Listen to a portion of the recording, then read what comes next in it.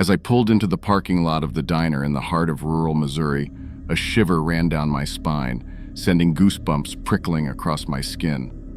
The neon sign above the entrance flickered erratically, casting eerie shadows that danced along the deserted road.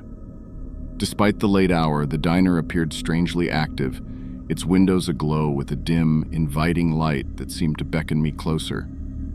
Ignoring the uneasy feeling gnawing at my gut, I stepped out of my car and made my way towards the entrance, the gravel crunching beneath my shoes with each cautious step.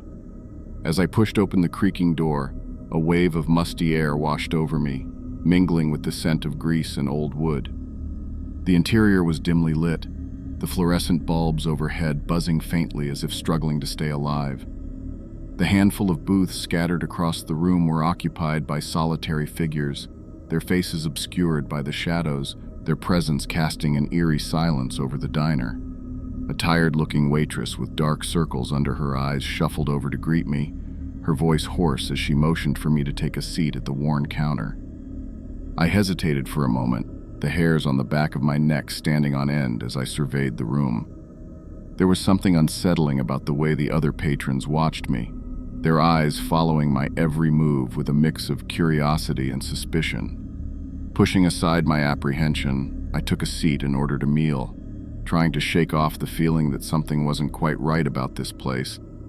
But as I waited for my food to arrive, the sense of unease only grew stronger.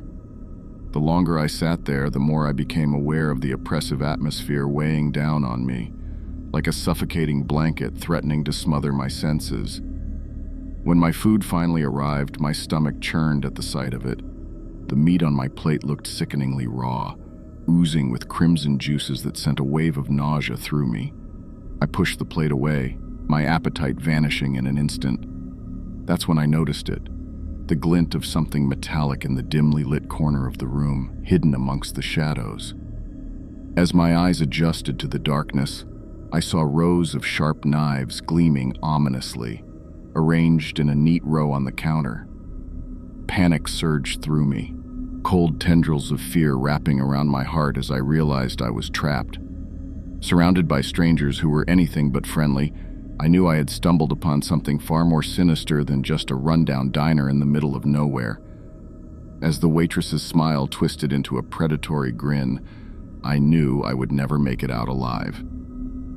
With a sinking heart, I realized too late that I had walked into the lair of something unspeakably evil, and there was no escaping its clutches now.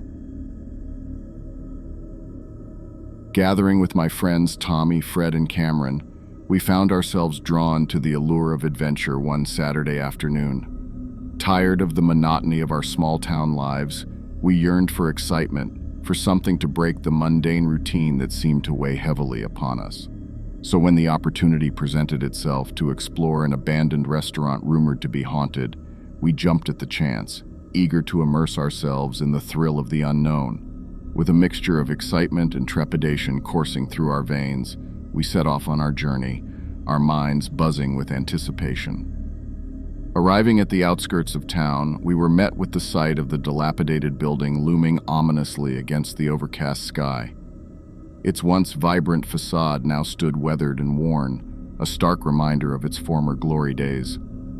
We exchanged nervous glances, but the allure of adventure spurred us onward, driving us to push past our fears and venture into the unknown. As we stepped through the creaking doors, the air grew thick with the musty scent of decay, and a chill swept through the deserted interior. Dust-covered tables and shattered glass littered the floor, casting eerie shadows against the peeling wallpaper. Despite the desolation that surrounded us, a sense of excitement surged within us, fueling our determination to explore every inch of the abandoned restaurant. With each step we took, the silence of the empty building seemed to press down upon us, broken only by the sound of our own footsteps echoing through the corridors. Strange noises drifted from the darkness, sending a shiver down my spine, but I brushed aside my unease, unwilling to let fear dictate our adventure. As we ventured deeper into the labyrinthine halls, a sense of foreboding settled over us, and we soon realized that we were not alone. Shadows danced at the edge of our vision, and whispers echoed from the shadows, chilling us to the bone. Panic clawed at my chest as I felt an unseen presence watching us, its gaze burning into our souls with malevolent intent. Desperate to escape the suffocating grip of fear, we raced through the maze-like corridors, our hearts pounding in our chests. But with each turn, the building seemed to twist and contort, trapping us in its nightmarish embrace. Reality blurred around us, and I could feel the tendrils of madness creeping into my mind, threatening to consume me whole. Just when all hope seemed lost, we stumbled upon a narrow staircase leading to the upper floors. With a renewed sense of determination, we raced to the top, the sounds of our pursuer echoing ominously behind us. Bursting through the door to the rooftop, we were met with the sight of the setting sun casting its golden rays across the horizon, bathing the world in a warm glow. Relief flooded through me as I realized we had escaped the clutches of the haunted restaurant, but as I glanced back at the building looming in the distance, I knew that our adventure was far from over. For in the heart of that desolate place, something dark and sinister lurked, waiting to ensnare unwary souls in its web of terror. And as we made our way back to town, I couldn't shake the feeling that we had only scratched the surface of the horrors that lay hidden within its walls. We do not plan on going back. As I settled into the cozy booth of the bustling restaurant, the aroma of sizzling steaks and the murmur of conversations enveloped me in a comforting embrace. The soft glow of the overhead lights cast a warm ambiance over the dimly lit space, inviting patrons to relax and indulge in hearty meals. I glanced around, taking in the eclectic decor and the diverse mix of diners filling the room with laughter and chatter. It was the perfect setting for a quiet evening alone, or so I thought. My attention was drawn to a figure at the bar, a man whose intense gaze seemed to pierce through the crowd and lock onto me with unwavering focus. At first I dismissed it as a coincidence, a fleeting glance that meant nothing. But as the evening progressed, I couldn't shake the feeling of being watched. Each time I stole a glance in his direction, I found his eyes fixed on me, his expression inscrutable yet unsettling. Despite my attempts to ignore the prickling sensation at the back of my neck, a growing sense of unease settled in the pit of my stomach.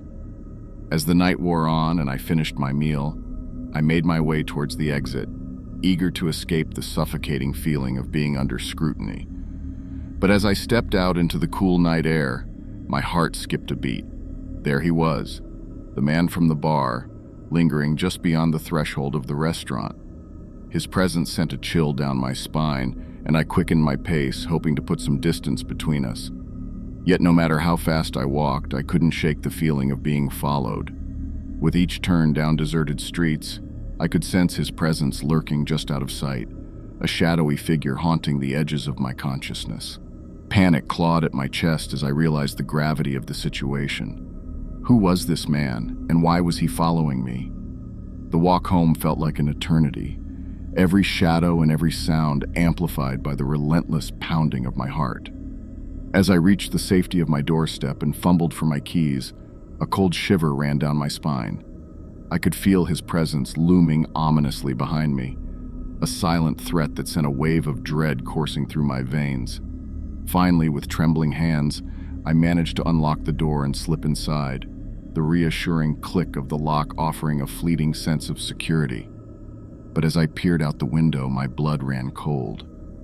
The man was still there, his silhouette swallowed by the darkness, a silent sentinel watching and waiting. As the night wore on, sleep eluded me, my mind consumed by fear and uncertainty.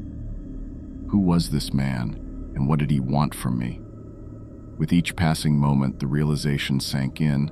I was being stalked by a stranger with unknown intentions, and there was no escaping the terror that awaited me in the shadows.